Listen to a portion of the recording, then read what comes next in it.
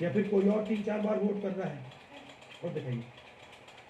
तो इस प्रकार से बेंगलोर का चुनाव चोरी किया गया। 2-3 और चीजें। हरियाणा का इलेक्शन देखें तो कांग्रेस पार्टी और बीजेपी के बीच में तकरीबन 22,000 वोट का फर्क था टोटल स्टेट में। एक असेंबली में इन्होंने 1 लाख वोट चोरी किया। तो आप इमेजिन कीजिए, स्केल समझिए। एक असेंबली में तकरीबन 12 से 15% वोट इन्होंने मैन्युफैक्चर कर दिया। तो अगर चुनाव में 2-3%, 4% के मार्जिन चल रही है तो वो तो गया।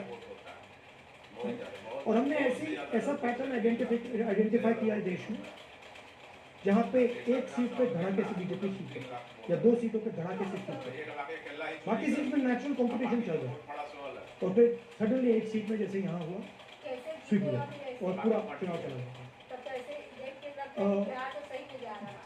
आखिरी बात, नरेंद्र मोदी 25 लोकसभा सीट के कारण प्रधानमंत्री हैं।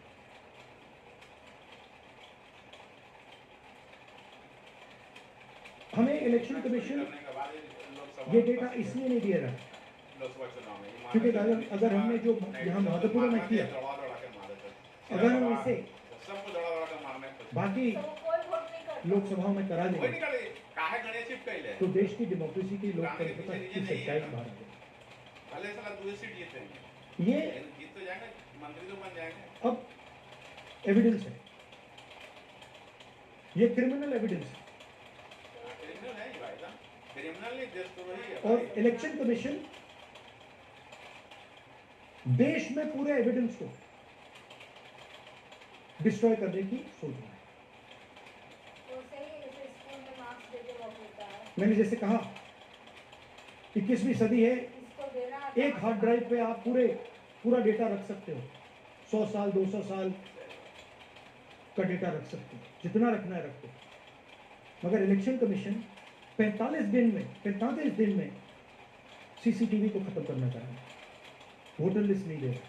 तो they are colluding with the BJP, they are helping the BJP destroy the election system in India.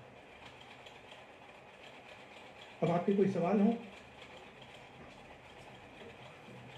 एक करके, और इसी मुद्दे पर ये सॉरी लास्ट, ये मिसयूज ऑफ फॉर्म 6, 33,000 लोग हैं, नाम है यहाँ पे सबके, ये आप देखिए।